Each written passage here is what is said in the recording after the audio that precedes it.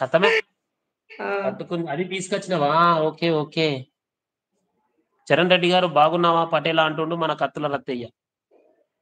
ఎవరయ్యా అమ్మో! కత్తుల కత్తుల రత్తయ్య? రత్న ఎవరు? ఇప్పుడొస్తాడు గదా అంటే పైకి తనేనా? కాదు. కత్తుల రత్తయ్య పప్పుగోల మనిషి. పప్పుతోని బాధపడ్డ మనిషి ఆయన. పాముని పట్టుకున్నా నేను.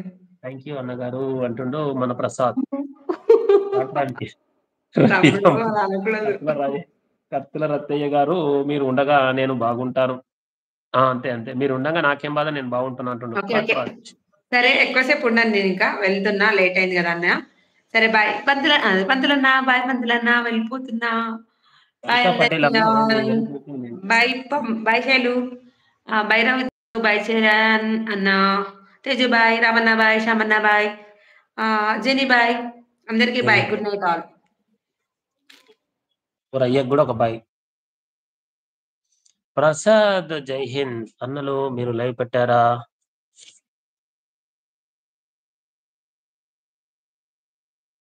అవును. అవును.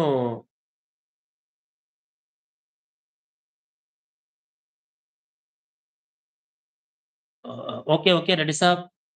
చరణ్ రెడ్డి గారు థాంక్ యూ. Thank you.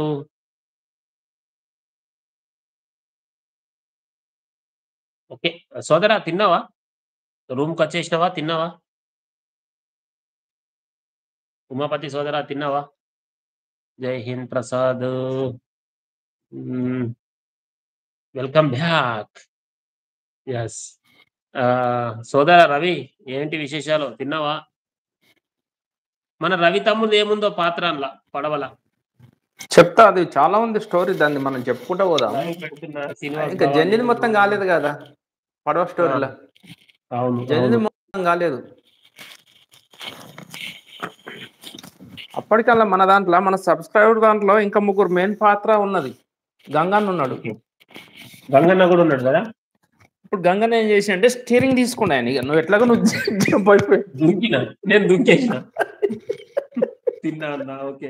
నువ్వు జంప్ తినేసాను. అయిపోయినావు అనే ఉద్దేశం మీద హ్మ్. గంగన్న ముందు స్టీరింగ్ తీసుకుండు, హ్మ్. పంతులేమో నా సీట్లో వెనక కూసున్నాడు. పోన్ గంగన్న అని పంతులు అంటుండు. జర్నీ మధ్యలో ఆ! ధైర్యంగా కూసున్నాడు. ఓకే. పెద్దదే, హ్మ్. 14 అంతస్తులదే అది. అవు. జై శ్రీరామ్ రవి. క్రూజరు పెద్దది. ఉమ్.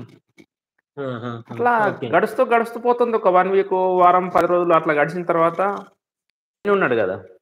ఆ! జెన్నీ ఏం చేసిండంటే మెట్ల పై నుంచి చూద్దామని పై మెట్టుకు కింది మెట్టుకు తిరుగుతుండు. ఓకే. తిరుగుతుండగా ఓకే. అక్కడ నుంచి కూడా ఒక అమ్మాయి వచ్చింది అన్నట్టు. ఓకే. ఆ! వీళ్ళు చూసుకోలేరు. టక్కని భుజాలు భుజాలు తగిలి ఆయన కింద పడ్డారు ఇద్దరు అందులోనే. ఓహో! Okay. Hi Charan brother. Reddys గారు పంతులన్న జై శ్రీరామ్. నేను బాగున్నా. మీరు బాగున్నారా? నేను భోజనం చేశాను అంటున్నాడు మన జెన్నీ. నే జెన్నీ నే ఉన్నాడు నే ఇంకా. జెన్నీ మన సారీ రెడ్డి చరణ్ రెడ్డి గారు. చరణ్ రెడ్డి ఆ! నేను కనిపిస్తున్నానా రెడ్డి సాబ్? కనిపిస్తలేవా? ఇప్పుడు మనం స్క్రీన్ మీద ఇట్లా ఫోటో పెడితే నేను నేను నేను కనబడతలేను. మాయమైతున్నా. అవునా? హ్మ్. శ్యామ నమస్తే. నమస్తే చరణ్ అన్న. చరణ్ బ్రదర్ నమస్తే. ఎన్ని రోజులైంది జాంబియాకి నువ్వు రాక? మనకేం తేకపాయె.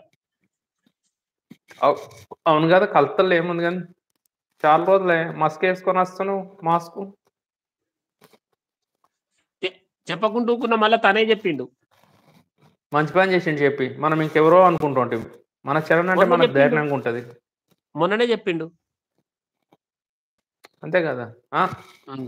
చాలా రోజులే కనబడక. రవి సోదరా మొన్న చెప్పిండు. పర్లేదు, ఛత్రపతి కాస్త తగ్గింది, చేతి నొప్పి కాస్త తగ్గింది, తగ్గిందా? చేయి ఓకే. నొప్పి బండి నడిపితే కలుగుతుంది, కానీ కనిపిస్తున్నారు సోదరా. అవు కనిపిస్తున్నారు అంటున్నా, ఎక్కడ కనిపిస్తాం? ఆ! ఆ! కానీ వినిపిస్తున్నారనుకుంటా. మన ప్రసాద్ అన్న. మొన్న రీల్స్ చూపెట్టా అన్న చూడు ప్రసాద్ నేను అన్నది. స్క్రీన్ రిమూవ్ చేయమంటాడు, తీసేయమంటాడు, నిన్నే రమ్మంటాడు.